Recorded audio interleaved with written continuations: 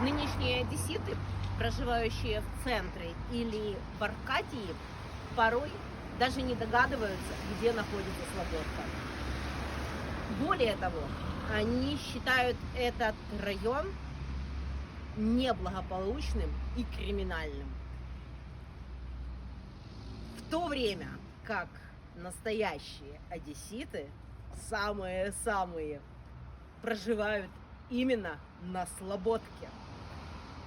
А о том, почему Слободка стала криминальной, откуда она получила этот статус, а также почему из украиноязычной она превратилась в русскоязычную, я вам обязательно расскажу в следующих видео.